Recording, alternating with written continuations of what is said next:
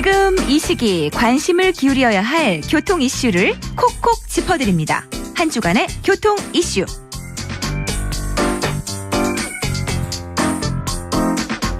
요즘 기름값이 심상치 않습니다. 23주 연속 인상해서 국내 유류 가격이 리터당 100원 올랐는데요. 산유국 감산과 중동 정세 불안 등이 이유라고 하네요. 자세한 소식 김경배 교통전문위원에게 들어보겠습니다. 안녕하세요. 네, 안녕하십니까. 네, 반갑습니다. 네. 한팔 건강하신가요? 네. 다행입니다. 자, 오늘 첫 번째 소식은 기름값부터 알아볼게요. 네. 지난 여름부터 오르기 시작한 자동차 연료 가격이 계속 상승세를 유지하고 있는데 네. 올해도 계속 오를까요? 어떻게 보십니까?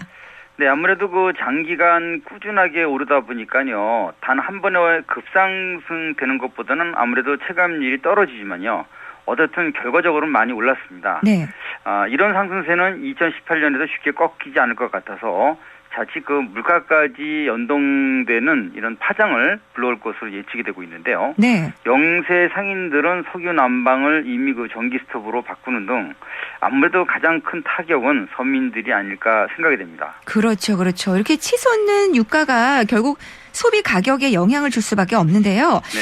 그렇다면 그동안 주유소에서 가격이 얼마나 올랐을까요?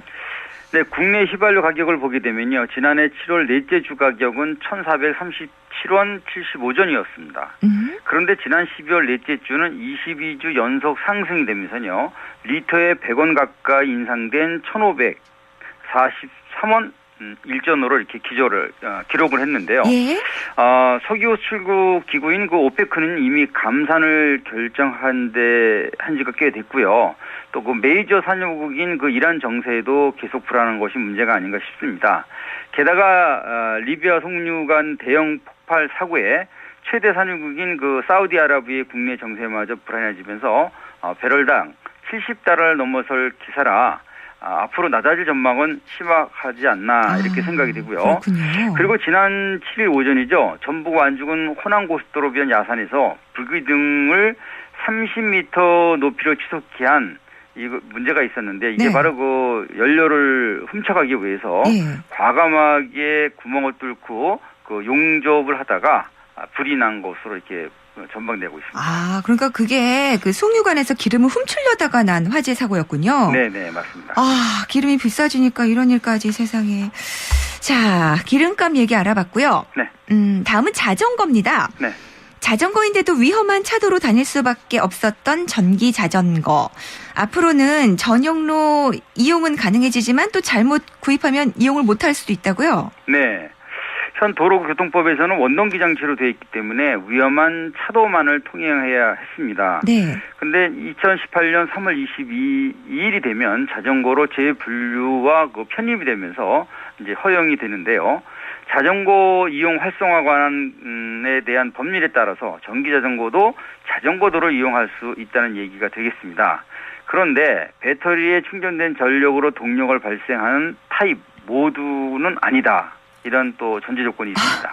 그래요. 전기 자전거가 전용도로 주행할 수 있는 건 합법인데 네. 그렇다고 또 모든 전기 자전거가 이용할 수 있는 건 아니라는 말씀이시죠? 네, 맞습니다. 파스라고 그러죠. 이 방식, 그러니까 페달, 트로틀 방식의 전기 자전거는요.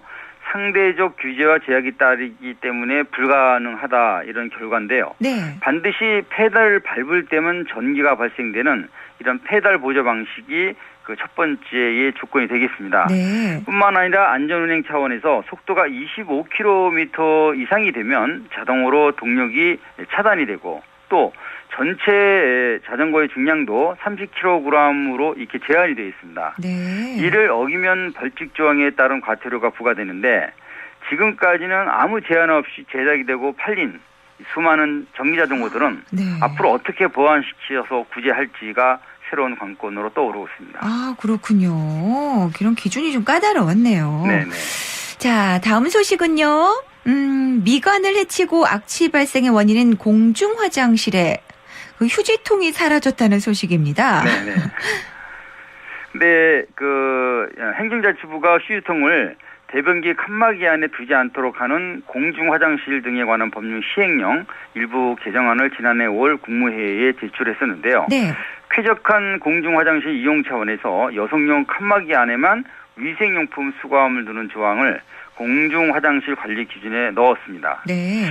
그런데 그 변기가 자주 막히니 휴지는 반드시 또는 꼭 휴지통에 넣어주세요를 강조했던 화장실인데요. 네. 이런 화장실의 현실을 무시하고 시각적 효과에만 초점이 맞춘 것이 아니냐는 거는 그 관점이 있었고 네. 결국 지난 1월 1일 시행이 되고 있습니다.